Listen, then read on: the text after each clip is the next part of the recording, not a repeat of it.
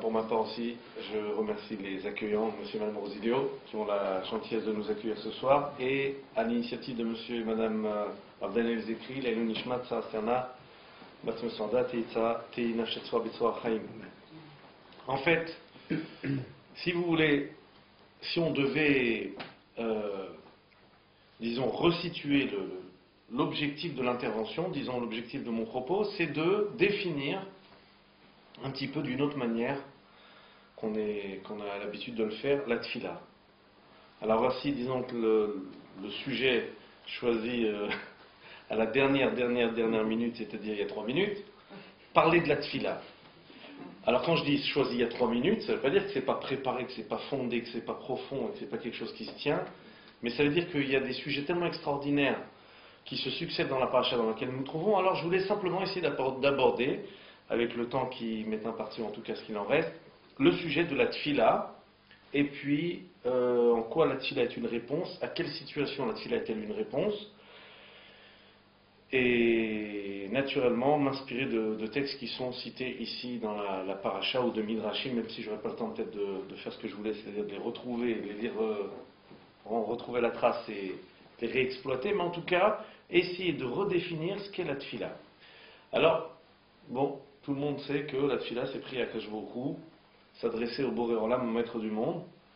Mais étrangement, quand on parle de la tfila la première fois dans les psukim de la Torah, on parle des Avot, Avraham, Yitzhak et Yaakov. Lorsqu'il est question d'Avraham, il est dit dans la Torah, Vaikra Beshem Hashem. Avraham Avinu a construit un autel et il a invoqué Akadosh Baruch Hu. Il a appelé, littéralement, il a appelé Dieu. Il a appelé Hashem. Ce que nous disons exactement dans les premiers mots de la tfila à partir de Hodou, le début du récitatif de la tfila, Hodou l'Hashem Kiru Bishmo, Lou Akadosh Baruch Hu, invoquez son nom, appelez-le, comme si la tfila s'était appelée. Et c'est le Targum qui traduit le fait de qualifier la tfila du mot kriya. Kriya, dit le Targum, on le traduit par tselota, c'est-à-dire c'est la tfila. Le fait d'appeler, c'est prier. Prier, c'est appeler, appeler, c'est prier. Alors il nous faut ici définir le moussag, le concept, l'idée. Pourquoi est-ce que la tfila c'est appelé, invoqué? S'agit-il de crier Hachem, d'appeler Hachem? Et qu'est-ce que ça signifie appeler Hachem quand on parle de tfila? Alors cette question, juste à guise d'introduction, à titre d'introduction, pardon, pour en donner une définition que j'espère nouvelle et qui devrait nous servir dans notre quotidien.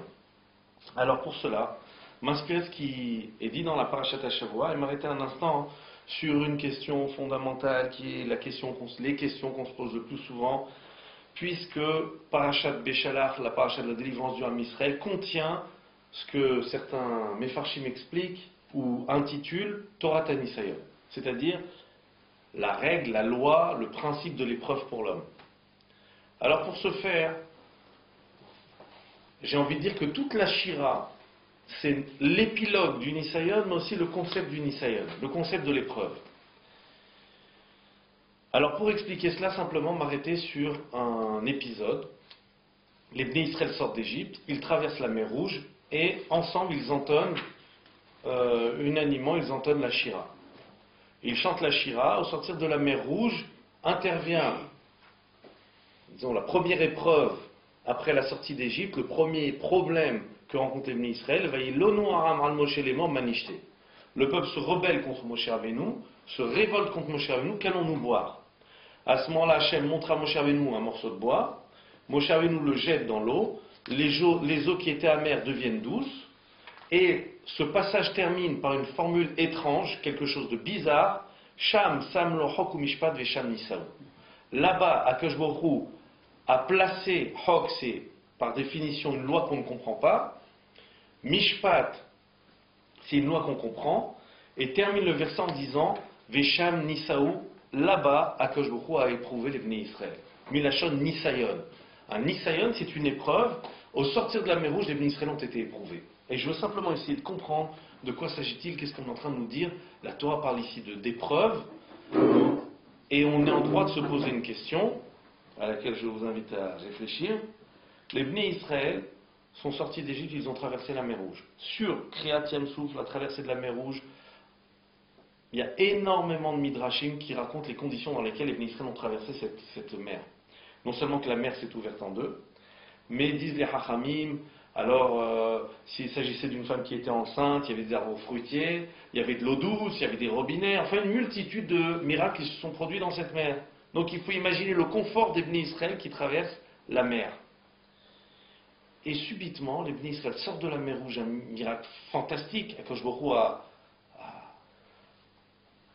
disons, transformé, a remis en cause même les systèmes qui avaient été établis dans Bereshit. On dit même qu'Akadosh Baruch Hu avait fait une condition à la mer, et Moshe Rabbeinu a fait aussi une condition à la mer, de sorte que la mer s'ouvre, parce qu'Akadosh Baruch Hu a prévu que l'élément liquide doit normalement garder sa forme, et puis là, les Bnei Israël traversent la mer dans des conditions extraordinaires. Il y a la clim, il y a les fruits, il y a l'eau douce, il y a tout ce qu'on veut, toutes les options. Et puis ils sortent de la mer, il n'y a plus d'eau.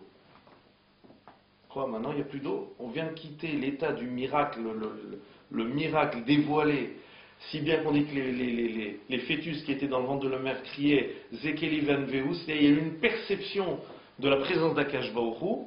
On dit à propos de Kriyat Yam Souf concernant les Bnei Israël qu'ils ont atteint un niveau, une madriga, un degré de prophétie, au point qu'il soit dit, Afilou Shifra, je ne sais pas comment est-ce que, excusez-moi l'expression m'échappe, que les Bnei Israël ont eu des perceptions, Ra'ata Shifra Alayam, une simple servante a vu sur la mer, au moment de la traversée de la mer Rouge, Mashelo Yecheskel Ben Bouzi, ce que le prophète Ézéchiel, qui a assisté et qui a vu par prophétie la résurrection des morts, n'a pas, et qui a aussi assisté au Maaseh Merkava, c'est-à-dire qui a vu le char céleste, d'une certaine façon la Shrina, la présence divine, se dévoiler à lui. Il n'a pas eu autant de perception qu'une simple servante qui accompagnait les Bnei Israël et qui traversait la mer Rouge avec les Bnei Israël. Donc c'était un degré spirituel, un degré de Ness, un degré de miracle, quelque chose d'extraordinaire. Et contre toute attente, juste après cet épisode de dévoilement absolu d'Akadosh Baruch Hu, dans les meilleures conditions qui soient, il n'y a plus d'eau. Alors qu'est-ce qui se passe ici? On passe du super confort à l'inconfort absolu. Situation où tout est clair, tout va bien, à une situation où on ne comprend plus rien. Okay. De quoi s'agit-il? D'autant que le Passouk lui-même dit Sham Sam lo Chok Mishpat Vesham Nisaou. Alors je me permets de vous donner une définition simple. Vous savez que le Chok, par définition, c'est une règle de la Torah dont on ne connaît pas la raison. Et Mishpat, c'est une loi dont on comprend bien les mécanismes, on comprend bien le bien fondé de cette loi. Alors lorsque la Torah vient dire Sham, là-bas, à cet instant précis, au moment où les Bnei Israël sortent de la mer Rouge, Sham, là-bas, Sam lo Chok ou Mishpat, Akadosh Baruch Hu a juxtaposé, a mis côte à côte Chok et Mishpat. Ici, on veut signifier, on veut donner une idée, disons, selon laquelle la vie de l'homme, désormais, est la suivante. Je passe d'une situation de Chok à une situation de Mishpat, à une situation de Chok, à une situation de Mishpat. Traduction, je passe d'une situation où tout va bien, super, je comprends, crème, cool, super, ça va, je comprends rien, je suis perdu, je ne sais pas ce qui se passe, ah super, ça va bien, ou là, ça va plus du tout. C'est-à-dire, je passe continuellement d'une situation où tout est clair, tout est stable, tout est compris, à une situation où je ne comprends rien. Et Sham Nisaou, c'est ici le lieu de l'épreuve, c'est là où Akadosh Baruch Hu place l'être humain dans l'épreuve, c'est-à-dire dans la juxtaposition de situations, des situations claires et des situations où je ne comprends rien. Et c'est ça l'épreuve. C'est ça le propre même du Nisayon. Et si vous me posez la question, quel est le but? Mawa Tachlit Shel Nisayon, quel est l'objectif du Nisayon? L'objectif du Nisayon, c'est, en aveugle, sans l'assistance divine, essayer de voir si l'homme est capable de se débrouiller lui-même, de sorte qu'il arrive à faire sortir, émerger tout ce qu'il y a de grand en lui. D'une façon, c'est le seul moyen pour que l'homme se réalise. Alors, n'entendons pas nécessairement, dans le terme Nisayon, quelque chose de nécessairement dramatique. La Torah parle des nisyonotes. Lorsque la Torah parle de nisyonotes, la Gemara définit les nisyonotes déjà parfois comme un geste simple, mais qui nécessite un effort particulier. Par exemple, je voulais prendre une pièce dans la poche, puis finalement je suis obligé de fouiller dans une autre poche. On dit alors nisyonotav chez Adam, mais marikim lo et avonotav, les épreuves que vit l'homme, les gestes manqués, quand je suis obligé de refaire un geste, je suis obligé de faire quelque chose de... Je n'ai pas tout de suite une atzlacha, alors quelque part ça a pour but déjà de pardonner les fautes de l'homme. Mais plus que ça, ça a pour but de faire sortir les qualités de l'homme, c'est-à-dire faire émerger tout ce qu'il y a d'extraordinaire en lui, de sorte qu'il arrive à maturité. Sans Nisayon, il n'y a pas de maturité chez l'homme. Alors soit l'homme, face à la situation d'épreuve, sort, disons, entre guillemets, gagnant de l'épreuve dans la mesure où il a compris quel était son rôle dans cette situation et qu'est-ce qu'il fallait qu'il améliore et qu'il change, soit l'homme non seulement rate, entre guillemets, l'épreuve, mais non seulement qu'il a manqué au Nisayon, c'est-à-dire quelque part il sort sans avoir réussi, et plus que cela, il n'a pas perçu ce qu'il devait comprendre et qui devait lui permettre de s'améliorer, de se bonifier, de se parfaire. Et ça, c'est le propre du Nisayon. Et la vie de l'homme est faite ainsi. Je passe d'une situation où je comprends à une situation où je ne comprends pas. Et maintenant, qu'est-ce qui se passe quand je ne comprends pas? Il est dit à propos de la Hakeda, au moment où Avraham Avinu est parti faire la Hakeda, Vayar Amakom Merachok, Avraham Avinu a vu l'endroit de loin. C'est-à-dire qu'il a vu de loin le mont Moria sur lequel devait avoir lieu le sacrifice. Mais on sait très bien que dans tous les textes, lorsqu'il est écrit le mot Makom, c'est Akadosh Baruch Hu. Akadosh Baruch Hu qui est omniprésent est aussi appelé endroit puisqu'il se trouve partout. Donc, on peut, et c'est ce que disent certains Mefarshim, faire entrer dans cette phrase Vayar Amakom Merachok, Akadosh Baruch Hu a vu l'endroit de loin, c'est-à-dire, Avraham Avinu a vu l'endroit de loin, c'est-à-dire que l'épreuve même, c'est sentir comme si, mais où est Hachem? Mais je ne vois pas, et je ne comprends pas, et qu'est-ce qu'on attend de moi maintenant? De sorte que l'homme soit obligé de faire appel à ses ressources propres. Maintenant, qu'est-ce que j'ai compris? Qu'est-ce que j'ai appris? Comment dois-je me conduire dans la situation? Et c'est toujours au moment où je ne m'attends pas, mais c'est une succession qu'on ne peut pas, une succession de situations à laquelle on ne peut pas échapper. C'est le propre de l'homme. À partir du moment où l'homme, un Ben Israël, est perfectible et doit s'arranger, il faut savoir que tout est Nisayon. Il n'y a pas de situation, il n'y a pas de long fleuve tranquille. C'est-à-dire c'est tout le temps une succession de Nisayon. Mais du plus banal, c'est rencontrer la personne avec qui j'ai un problème, celui avec qui je ne m'entends pas trop, eh ben je le croise. Qu'est-ce qui se passe? On va se croiser, on va détourner le regard, on va se dire à ce moment-là peut-être, moi je le croise, peut-être que, mais quel est mon rôle dans cette situation? Qu'est-ce que je dois faire? Pareil, une petite situation de crise avec le conjoint. Alors maintenant, est-ce que je vais réussir l'épreuve ou pas?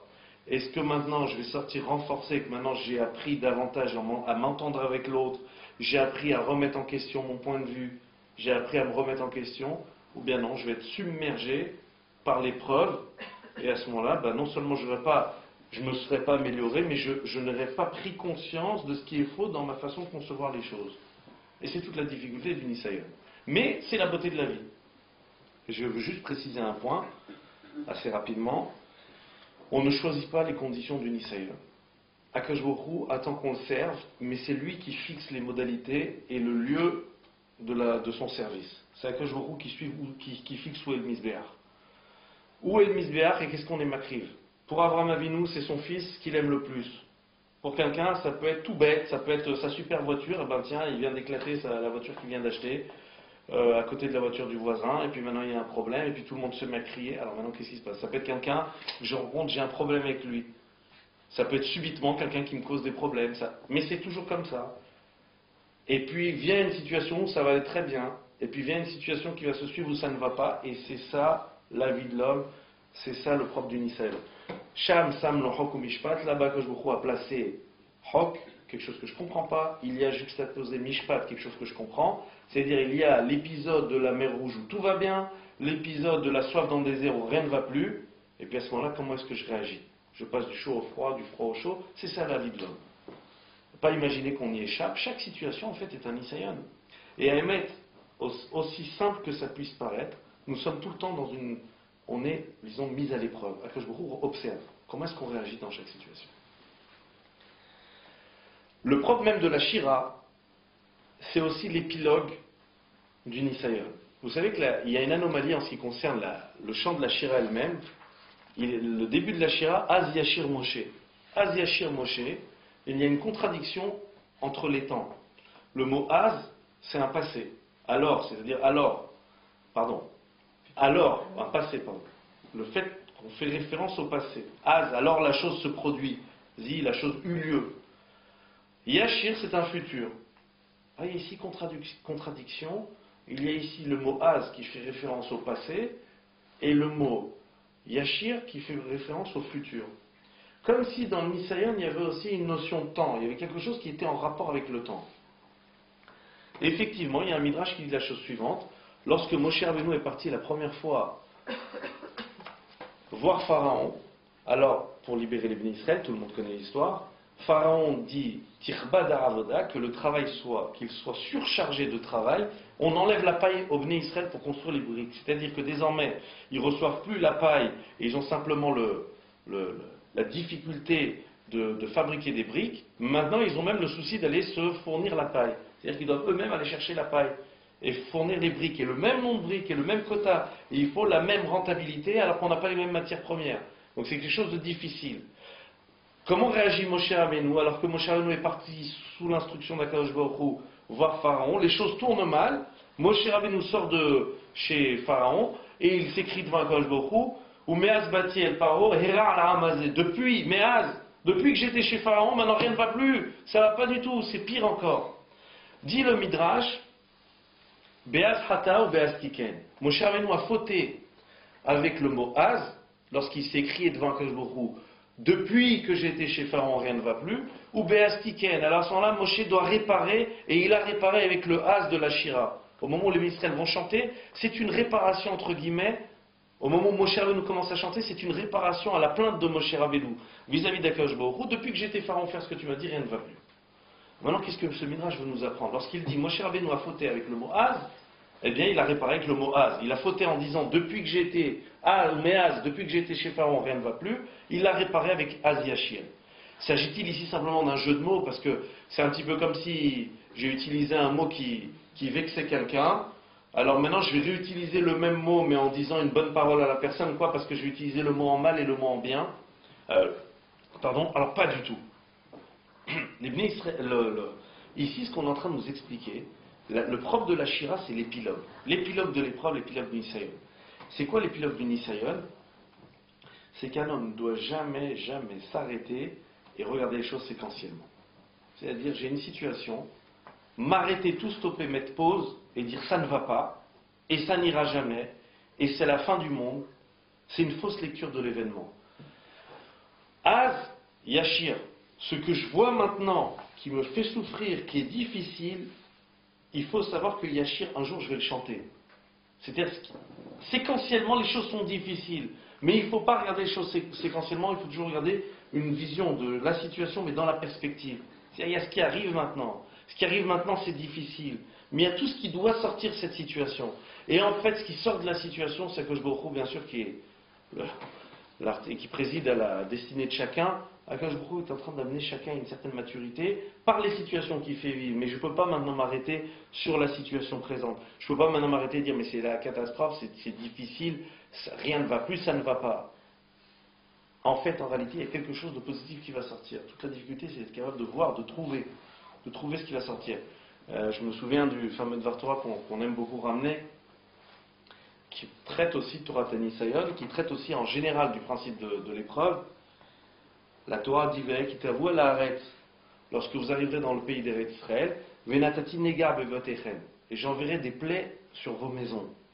Le mot Venatati dans la Torah, à chaque fois, est synonyme de cadeau. Venatati gishmichem be'itam, j'enverrai la pluie en son temps. Donc chaque fois que le mot Venatati est écrit dans la Torah, c'est synonyme de bonne chose. Et là, étrangement, la Torah dit Venatati nega bevotechem, j'enverrai des plaies sur vos maisons.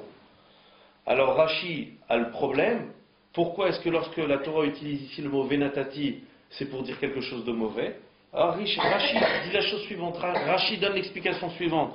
Que signifie j'enverrai des plaies sur vos maisons? Bien oui, effectivement, il existe la lèpre qui peut arriver sur les murs de quelqu'un. Une personne qui a refusé, pour X raison, soit de prêter un objet à quelqu'un, soit de rendre service à quelqu'un, sa demeure peut être frappée de lèpre.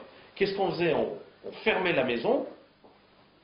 Ensuite, on attendait 7 jours, on faisait venir le Kohen Gadol.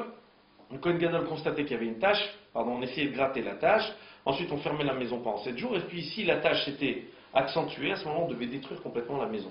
Et dit Rashi, on va détruire la maison, et sous la maison, on va trouver un trésor. Alors, explique Rashi, c'est très simple. Voilà ce que c'est que j'enverrai une plaie. Le mot j'enverrai, c'est quelque chose de positif. Et normalement, ça ne s'associe pas au mot plaie. C'est-à-dire, si Akadosh Baruch Hu fait une promesse positive, comment se peut-il qu'à côté soit juxtaposée une plaie? Comment au même moment où Akadosh Baruch Hu promet quelque chose de bien, finalement on parle de quelque chose de mauvais? Eh bien, parce que derrière cette chose mauvaise, il va y avoir un trésor. Derrière cette plaie sur la maison, cette maison qui est atteinte de lèpre, il va falloir la détruire. Et sous cette maison, explique les Mefarshim, on va trouver un trésor. Alors, bien sûr, tout le monde a la question. J'imagine que chacune d'entre vous a cette question. Pourquoi ne pas me faire trouver le trésor tout de suite? Pourquoi m'obliger à détruire la super maison que j'ai construite, construire une super villa, demander à n'importe qui? Il faut que je détruise la belle maison que j'ai eue pour trouver finalement un trésor dessous. C'est pas plus simple, Hachem m'envoie les 6 bons numéros avec le complémentaire, et hop, j'ai direct la grosse cagnotte. Mais est-ce qu'il peut rester aveugle toute sa vie? Alors justement, permettez-moi juste d'avancer et je vais répondre à votre question. Qu'Hachem m'envoie directement le loto, l'euro million même, et comme ça je trouve tout de suite le pactole, j'ai pas besoin qu'on casse ma maison, et que sous les fondations de ma maison je trouve un trésor. Qu'est-ce que c'est que cette espèce d'étrange cadeau que promet la Torah? La personne va avoir une lèpre, une plaie sur sa maison, parce qu'elle aura fait tel ou tel avéra, ne pas avoir prêté un objet, et puis ensuite. La réponse se trouve précisément dans la même paracha, qui parle des plaies qui peuvent venir soit sur les vêtements de l'homme, soit sur le corps de l'homme. Il y a effectivement une plaie qui peut venir sur les vêtements. C'est un autre type de lèpre. Si vous voulez, il y a toujours quelque chose de progressif dans ce que fait Akadosh Baruch Hu. C'est d'abord quelque chose qui cloche dans le business, ensuite ça cloche dans quelque chose de la maison, le business, les affaires, le patrimoine de l'homme, ensuite ça touche les vêtements. Et ensuite, Ras Vesham, ça commence à le toucher, il commence à avoir des plaques, mais c'est toujours progressif, justement pour le réveiller. Et voici que dit la Torah, on doit prendre ce vêtement, on doit le présenter au Kohen Gadol, et puis ce vêtement, si jamais la tâche, on constate une tâche, le Kohen demande qu'on nettoie le vêtement, on doit nettoyer le vêtement, le passer à la machine ou j'en sais rien, et ensuite, on doit vérifier si la tâche subsiste ou pas. Pratiquement le même processus qu'on a fait sur la maison, mais sur le vêtement. Et la Torah dit, on amènera le vêtement devant le Kohen Gadol, Veine hanegar lo afachet eno, et voici que si le vêtement n'a pas changé d'apparence, c'est-à-dire que la plaie n'a pas changé d'apparence, à ce moment-là on prend le vêtement et on doit le brûler. Alors ici les Mefarshim disent une chose astucieuse et intéressante. Veine hanegar lo afachet eno. Voici que la plaie n'aura pas changé d'apparence. Et les Mefarshim expliquent la chose suivante. Aino, c'est l'apparence. Mais Aino, ça veut dire la façon dont la chose est perçue, la façon dont on voit la chose, mais ça veut dire aussi Aino, son Aïn. Son Aïn, c'est sa lettre Aïn. Alors voilà qu'un Mefarech dit la chose suivante. Vineha Negar, voici que le Negar, la plaie, n'a pas changé son Aïn. Et effectivement, dans le mot plaie, en hébreu, Negar, Nun, Gimel, Aïn, il y a un Aïn. Et on dit, il n'a pas changé, il n'a pas inversé. Et si on fait le jeu d'inverser ce Aïn-là, et de l'enlever de la fin du mot et de le placer au début du mot, on trouve un autre mot qui ressemble au mot Nega, qui sont les mêmes lettres, mais ce sont les lettres Oneg. Oneg, c'est bonheur, plaisir, le fait de plénitude, le fait de sentir dans une situation où on est bien. J'ai un même mot, d'une certaine manière, il se lit Nega, mais si j'inverse son Aïn, c'est-à-dire j'inverse la vision que j'ai, je place le Aïn en début du terme, à ce moment-là on tombe dans Oneg, on tombe dans satisfaction, plénitude, bien-être. Eh bien, c'est exactement ce qu'on est en train de parler ici, de dire ici, pardon. On est en train de parler des situations d'épreuve. Le problème, c'est de quelle manière je suis en train de regarder la situation d'épreuve. Si je la regarde en perspective, il faut savoir qu'un jour, le négar sera un oneg. Il faut savoir qu'un jour, ce qui a semblé très dur, ce sera un oneg. C'est-à-dire, il y a quelque chose ici qui est attendu de l'homme. Et Akadosh Baruch Hu veut faire grandir de l'homme. Et sans ce négar-là, sans cette épreuve, l'homme ne se révèle pas à lui-même. Et il ne grandit pas et il ne se dépasse pas. C'est un petit peu à l'instar de l'enfant auquel le papa est en train d'apprendre à marcher. Et puis que fait le papa? D'un côté, il se met de côté, il laisse l'enfant. Et puis finalement, l'enfant va tomber, mais c'est en tombant qu'on apprend à marcher finalement. C'est le temps où on tombe par terre, les fois où on se cogne et on se relève. C'est ça qui va donner la dynamique de trouver la façon de marcher. C'est pas vraiment le temps où l'enfant est debout sur ses jambes dès le départ, c'est finalement la succession des chutes qu'il va vivre qui finalement vont lui donner l'équilibre et lui apprendre à marcher. Mais pour que ce soit possible, le père est obligé de se mettre en retrait. Alors d'une certaine manière, Akadosh Baruch Hu se met en retrait, c'est le propre du Nisayon, mais il faut savoir que c'est ce qui apprend à l'homme à marcher, c'est ce qui développe chez l'homme toutes ses qualités. Akadosh Baruch Hu attend de l'homme qu'il amène, qu'il sorte le meilleur de lui-même. Et plus que ça, les choses ne peuvent pas être vécues ni lues séquentiellement, mais tout le temps en perspective. De sorte qu'à la fin, ce qui m'a semblé difficile, ce qui semblait difficile à ce moment-là, Yachir, je vais finir par le chanter. Je vais pas rendre compte que c'était très bon. Et Dieu sait s'il n'y a pas des situations dans la vie où on a l'impression que c'était la fin du monde, que c'était une catastrophe, qu'on avait tout raté, qu'on était en échec. Non, c'était pas un échec, c'était salvateur. Il y avait quelque chose de bon qui allait sortir, il y avait quelque chose au contraire qui allait me construire, et finalement même donner un sens à mon existence. C'est le propre du Nisayon. Bien sûr, on prie tous les jours, Val nous l'idée Nisayon. On demande à Kajboukou de jamais nous amener des preuves, parce que c'est très difficile. Et est-ce qu'on va être à la hauteur de tenir, de comprendre ce qu'on doit apprendre, de sortir de nous-mêmes? Mais il faut savoir que c'est ça la vie, et c'est ça la conception d'un Ben Israël, la conception de la Torah. Chaque situation est une mise à l'épreuve. Akadosh Baruch Hu attend de nous quelque chose à chaque fois. Alors maintenant, oui, quelqu'un peut rester aveugle toute sa vie. Et quelqu'un peut échouer totalement à cette vision-là que prône la Torah sur la vie de l'homme, à savoir, c'est des successions de situations pour qu'on apprenne à se dépasser. Alors soit, prenez l'exemple d'un couple. Bien sûr, le shalom bayit, c'est pas quelque chose qui se fait tout seul. C'est quelque chose qui s'organise, qui s'installe. Mais prenons l'exemple d'un couple. Ça va pas. Alors soit je comprends que maintenant j'ai des choses à changer, et j'ai des choses à améliorer, et il y a une autre façon que moi de comprendre les choses dans la vie. À ce moment-là, je suis en train de me parfaire, de m'arranger à cause de beaucoup. Veut que je m'arrange, veut que je change ma façon de voir. Soit à ce moment-là, je ne suis pas capable, et puis je ne verrai jamais. Et puis finalement, ça va être par exemple deux personnes qui vont se déchirer. Et puis, ce sera peut-être salvateur pour l'un, parce qu'il y a un des deux qui va trouver sa voie. Et à ce moment-là, cette personne-là, un jour, le haz, elle va le vivre en yachir, parce qu'à ce moment-là, elle va voir que finalement, elle refait sa vie autrement. Et finalement, c'est extraordinaire. Maintenant, elle a trouvé le bonheur. Ou bien, des fois, au contraire, les deux personnes vont être assez raisonnables pour comprendre, mais non, il faut être capable d'arranger, il faut être capable de... Il n'y a pas de situation qui ne cache pas un Israël. J'ai mon enfant qui vient, je suis fatigué, je suis énervé, je rentre à la maison, je suis fatigué, et c'est difficile. Comment est-ce que je vais gérer? C'est un Isaïon, que je est en train de voir. Comment est-ce que je vais réagir? J'arrive à la synagogue, il y en a un, il m'a pris ma place, il m'a pris mon talit, ou il me fait une remarque de je ne sais quoi. C'est un Isaïon. Akash Bokhu est caché derrière en train de voir comment est-ce que je vais réagir. Si je m'en sors, j'en ressors grandi. Si je m'en sors pas, finalement, je tombe dans le piège des apparences. C'est-à-dire, c'est le problème de ce qu'on avait toujours dit sur le Karas, rappelez-vous, Midata Karas, quiconque se met en colère, c'est comme s'il était idolâtre. Pourquoi est-ce qu'on va comparer quelqu'un qui est en colère à quelqu'un d'idolâtre? Vous savez, des fois quelqu'un nous énerve. Et si quelqu'un nous énerve, on a envie de dire, mais c'est un idiot, il m'énerve, il y a ça, je vois bien qu'il m'énerve. Mais on sait très bien que cette personne, cette situation désagréable, c'est Akadosh Baruch Hu qui la met devant moi.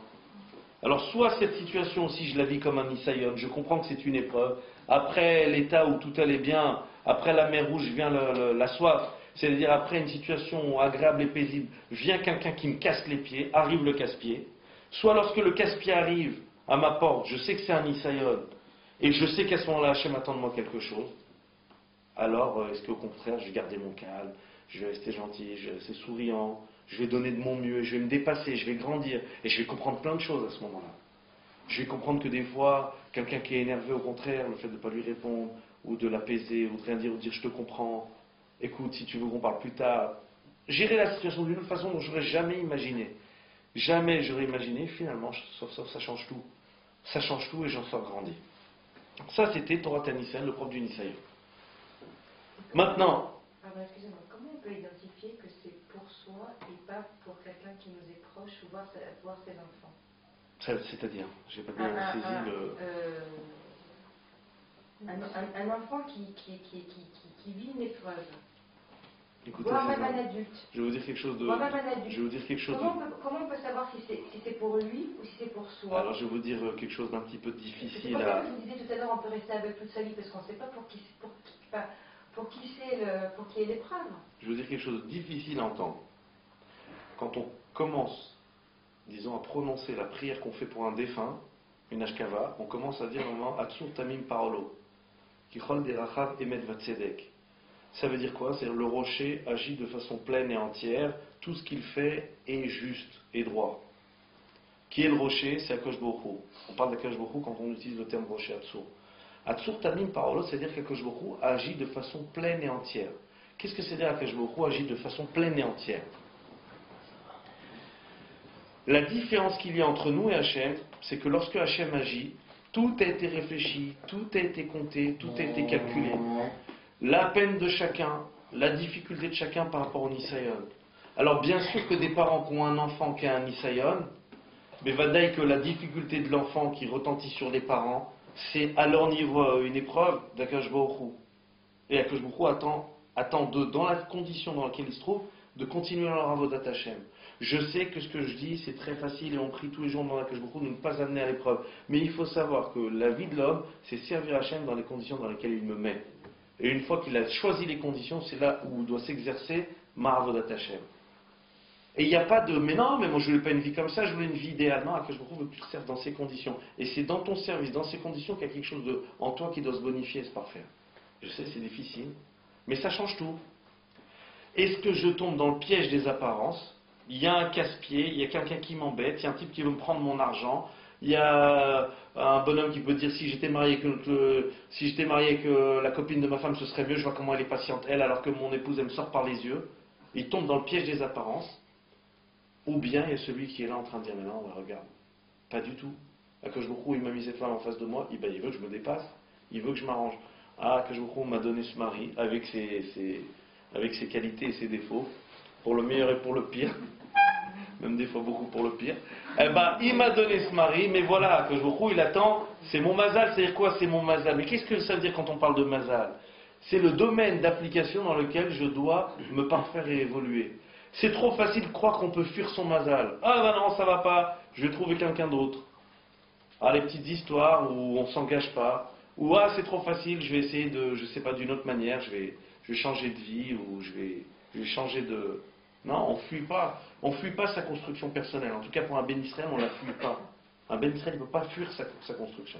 Alors maintenant, puisque c'est l'heure, et qu'on va pas être trop pesant, essayons de voir maintenant quelle arme, quel moyen on a entre les mains pour l'initianote. Si ce n'est de la clairvoyance, maintenant qu'est-ce qui peut aider l'homme finalement à s'en sortir devant le Nisayon? En tout cas, ne pas être aveugle. Exactement comme vous avez posé la question. Qu'est-ce qui donne une acuité visuelle, enfin disons une capacité à l'homme de déceler, de comprendre au travers ce qui lui arrive qu'il s'agit bien d'un Nisayon? Vous savez, c'est vrai, quand on vit des choses, on peut dire oh là, quel poissard, je suis poissard. Oh là, malchance. Oh là, qu'est-ce que c'est que ça? Oh là, c'est dramatique. Oh là, c'est. Regardez. Effectivement, on a posé une question dès le départ. La tfila. La tfila est appelée Kriya Vashem. Hodou Lachem, Kirou Bishmo, Lou Akash Baruch Hu, invoquer son nom. Ça s'appelle Kriya. Le synonyme de prier en hébreu se dit appeler. Eh bien, regardez, c'est un Hidush Ratzum. Mais je l'ai trouvé dans un sefer. Arat Fila de Rav Eisel Blum, qui définit la chose suivante. Si on appelle prier, appeler, c'est simplement parce que finalement, prier, c'est apprendre justement à qualifier correctement les événements de nos vies. C'est apprendre à qualifier correctement les événements qui arrivent dans ma vie. Alors suivez-moi, mesdames, s'il vous plaît. Contrairement à ce qu'on aurait pu imaginer, la tfila n'est pas le lieu des gens qui sont perdus et qui sont paumés. J'arrive dans la vie, il m'arrive une poisse, il m'arrive une difficulté, ah hop, je me jette dans la prière, il ne me reste plus que ça. Voilà, je me tourne vers Dieu, je me mets à prier. Bien sûr que je me tourne vers Akash Baruch Hu. Bien sûr qu'à chaque instant il faut prier. Mais ce n'est pas un refuge. C'est-à-dire que la tfila n'est pas le lieu de celui qui est perdu, qui ne sait pas où il en est. La tfila est le lieu de celui qui va apprendre à ne pas se perdre. C'est complètement différent. C'est-à-dire que la tfila est quelque chose finalement de préventif. C'est pas quelque chose de curatif. C'est pas je suis dans une situation, je m'en sors pas, alors je me mets à prier. La tfila est ce qu'on fait au quotidien et ça doit servir dans l'entre-tfila. Ça sert justement à savoir appréhender correctement les situations. Lorsque je dis Ata Honen Adam Da'at, c'est toi que je vous qui donne l'intelligence. Oui, c'est Hachem qui donne l'intelligence. Ata Mechaye Mechalkel Chaim Bechesed, qui donne la vie, qui nourrit l'homme, qui donne la richesse. Je ne suis pas en train de dire il y a la parnassa. Ah, il y a la parnassa c'est important. Non, mais c'est Hachem qui est Mefarnes. c'est Hachem qui donne Boré Refoot. Il n'y a pas. C'est pas qu'il y a un médicament. Je ne sais pas si je me fais comprendre. Il n'y a pas un Doliprane. Boré Refoot. Il y a quelqu'un qui crée la Refoua. Akash Borou. Il n'y a pas la richesse ou la pauvreté. Il y a Akash Borou qui est Marachir. Akash Borou enrichit. Il n'y a pas. C'est-à-dire être capable de qualifier les choses telles qu'elles sont. Le vrai nom, c'est Akash Borou qui agit dans ma vie. Alors est-ce que je suis capable, quand je suis dans une situation, de me rappeler, mais maintenant c'est pas quelqu'un qui me casse les pieds, c'est Hachem qui est en train de m'éprouver. C'est pas maintenant ma femme me prend la tête, si on peut s'exprimer de la sorte, ma femme me prend la tête. Non, elle ne te prend pas la tête. Hachem il veut que tu te travailles. Hachem il veut que tu vives ton mariage, c'est ça vivre ton mariage, c'est ça être marié, c'est s'arranger quand ça ne va pas. Comment faire au contraire pour être... et comment voir chez moi ce qui ne va pas pour me mettre au diapason avec l'autre. Mais ça change complètement la perception, la conception qu'on a de la vie. Alors oui, vous allez me dire c'est difficile, c'est que c'est toujours de ma faute. Ben oui, Hachem, il n'y a pas de raté. Chakash beaucoup. Ça ne peut être que de ma faute. Ça ne peut être que pour que je m'arrange. Ça ne peut jamais être de la faute de celui qui est en face de moi. Sinon, ça ne m'arrive pas. Si ça m'arrive, c'est que c'est à moi d'arranger quelque chose. Pas arranger parce que je suis mauvais, pas arranger parce que je suis méchant, pas arranger parce qu'Hachem veut me faire du mal, mais arranger parce qu'Hachem veut que Hachem veut, disons, utilise les situations pour permettre à l'homme de se parfaire. Alors désormais, maintenant, quand on prie, il y a des cavanotes qu'on a des fois. Vous savez, je termine avec ça, on a fait les choses à rebours, c'était pas ce que j'avais prévu à émettre, j'avais pas du tout prévu de parler de ça, mais du tout, c'était complètement un autre sujet. Mais Kachayatsa, c'est sorti comme ça. On a dit, les ministres sont sortis de la mer Rouge, ah, ça va bien, ça va pas, ça va bien. Sham, Sam, le Chokomishpa, le propre de l'épreuve de l'homme, c'est passé d'une situation où tout est calme, tout va bien, et puis finalement, rien ne va plus. Ça, c'est le propre d'une Israël. Ensuite, la Shira nous a appris Asiashir. On remonte à rebours dans le texte, ce qui m'a fait souffrir à un moment, bien sûr qu'il y a un objectif un jour, que Vafach Hanegar et Taino, que la plaie déplace son haïn, et que finalement, ce qui me semble être une plaie, soit un oneg, soit transformé un jour en bonheur, en satisfaction de voir comment je me suis construit. Mais il faut savoir que lorsque les Israël se sont trouvés acculés face à la mer et qu'ils n'avaient plus de solution, qu'ils ne savaient plus où aller, alors au début, Veizraku el Hashem. Veine, Paro écrivent, on dit, Pharaon s'est approché. Et les Mefarshim disent, il s'est approché. C'est pas qu'il s'est approché, ils écrivent, il a rapproché. Que signifie qu'il a rapproché? Il a rapproché le cœur des Bnei Israël vers Akadosh Baruch Hu. Veizraku el Hashem.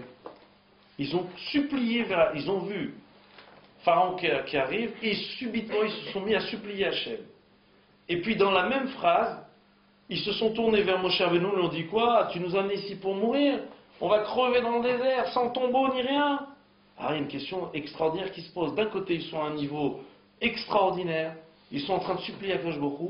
Dans la même seconde, dans la même réplique, ils sont vers Hachem, attends, tu nous as fait venir ici pour qu'on crève, sans tombe ni rien. Alors vous savez, on dit dans la Tfila, on supplie Hachem. Et la vérité, moi, depuis que j'ai lu cette explication, je ne lis plus cette Tfila de la même manière. Veten, Belibenu, Bina, donne dans notre cœur la sagesse, les Havin, comprendre, l'Ishmoa, entendre, l'Ilmod ou l'Amed, d'étudier et d'enseigner, l'Ishmor, Velarasot, de garder, préserver ce qu'on a appris et d'accomplir. Jusque-là, on dit, Mi Aleba Hashem, qui est capable de monter sur la montagne d'Hachem et qui est capable de se maintenir. C'est difficile déjà d'accomplir la Torah, c'est difficile de s'élever, puis ensuite il faut garder les positions. Une fois qu'on a conquis une ville, au Mali, on met l'armée française pour garder les positions. Ah oui, il faut garder les positions. Ce qu'on a conquis, il faut le garder. Et les Maliens, ils iront conquérir le reste. En tout cas, il faut garder les positions. Ah, mais maintenant, c'est très difficile de garder les positions. Pourquoi? Ul Kayem, c'est-à-dire maintenant se maintenir. C'est très difficile de se maintenir. C'est très difficile de se maintenir parce qu'on est très souvent déstabilisé. Regardez, les Bnei Israël, ils sont face à la mer, ils voient Pharaon arriver, au début ils supplient Hachem, dans la même réplique, ils sont vers Moshe, oh, c'est pour nous faire crever ici que tu nous as amenés. C'est difficile maintenant, il y a tout ce qu'on a appris, il y a tout ce que je suis en train de vous dire maintenant. Mais le problème c'est de le ressortir au moment du Nisayon. C'est-à-dire quelqu'un me casse les pieds, ah mais Shaul Maman il nous a dit c'est Hachem qui t'envoie une épreuve. Le problème c'est s'il me casse vraiment les pieds, est-ce que je vais me rappeler de Shaul Maman? Est-ce que je vais me rappeler Bichlad de ce qu'il a dit? Est-ce que je vais me rappeler Bichlad comment je m'appelle? Ou je vais lui casser le nez? Ou je vais m'énerver contre lui? Je vais lui balancer ce que j'ai sous la main? Émette ou pas? Bien sûr que c'est comme ça. Mais moi le premier je vous dis ça, je rentre chez moi, je peux m'énerver, j'en sais rien, et j'aurais tout perdu. J'aurais raté et le shiur de ce soir, et le truc, et le résultat des élections, et voilà. Non, ça veut dire, regardez à Dechan, comment c'est une épreuve? Être capable d'avoir une lecture des situations, et ça change tout. Une lecture des situations, ça change mon comportement dans la vie. Mais pour cela, le moyen qu'on a, c'est la tfila. Alors juste permettez-moi de conclure, je conclue comme ça. Désormais, quand vous priez, et vous êtes en train de dire à Hachem, Ata Gibor, c'est toi Hachem qui a la force, c'est toi Hachem qui a tout, c'est une façon pour nous d'apprendre à nommer les situations. Je me rappelle bien, voilà, quand je parle d'argent, mais c'est toi Hachem, Ma'ashir. Quand on dit Akash Baruch Hu, il est Ma'ashir, quand on dit dans la Tfila qu'Akash Baruch Hu, c'est lui qui enrichit. Bon, il y a un problème d'argent. C'est que quand je me trouverai dans un conflit avec quelqu'un, un conflit d'intérêts, et qu'il y a un problème d'argent, je me rappelle que c'est Akash Baruch Hu qui envoie ça. Oh, on va se chiffonner comme des chiffonniers, mais c'est Hachem qui envoie, voilà. La Tfila me l'a appris au quotidien. Quand j'ai un problème, un problème de réfo, alors maintenant, bien sûr, c'est très difficile. Et malheureusement, je suis bien placé pour en parler, c'est très difficile. Des fois, si on a quelqu'un de proche, une personne, ou deux personnes, trois personnes qui vont pas bien des fois, à ce moment-là, ça va pas, on est là. Mais bon, réfo, et bon, c'est toi Hachem qui crée les réfo, il crée la guérison. Mais il n'y a pas maintenant c'est Hachem. Mais maintenant, je me tourne vers Hachem, et j'ai appris qu'il fallait que je me tourne vers lui. Et maintenant, il attend une ravodat Hachem dans cette situation-là. Et nous, maintenant, on prie, et on supplie, et on a compris. Et c'est ce qu'on fait en fait à chaque fois quand on est en train de prier pour quelqu'un de malade. Voilà Hachem, on a compris. Et c'est toi qui... Alors maintenant, s'il te plaît, envoie la réfoua. On veut montrer qu'on a compris, et c'est ça le lieu de la tfila. Et finalement, c'est ça la vocation d'un ministre quand il est en train de prier, c'est apprendre à donner le bon nom aux choses, aux situations, c'est-à-dire Hachem. J'ai envie de vous dire, quelqu'un vous casse les pieds, non. Hachem, il vous met en situation où quelqu'un vous casse les pieds parce qu'il veut voir quand vous restez calme. Et comme j'avais dit la dernière fois, cette fois vraiment, Bémet, j'arrête.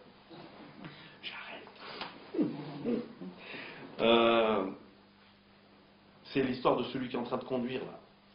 Et puis il est là en voiture et puis il fait, je l'avais déjà dit mais j'aime bien, c'est vrai, on est marguiche ça.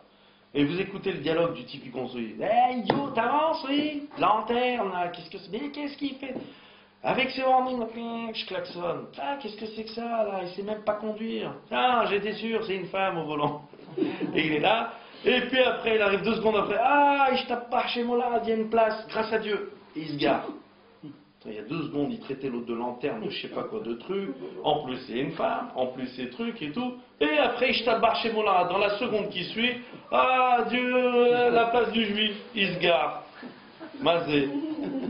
Il est passé de la lanterne, de surcroît une femme qui conduit, et truc et machin, qui était abruti, je sais pas quoi, et je t'abarche mon lard, mazotomède.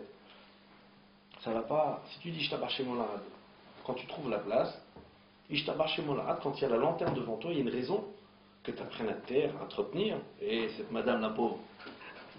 Il y a beaucoup de madames qui ne savent pas conduire.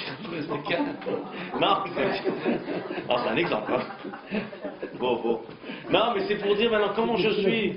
Je vis les situations.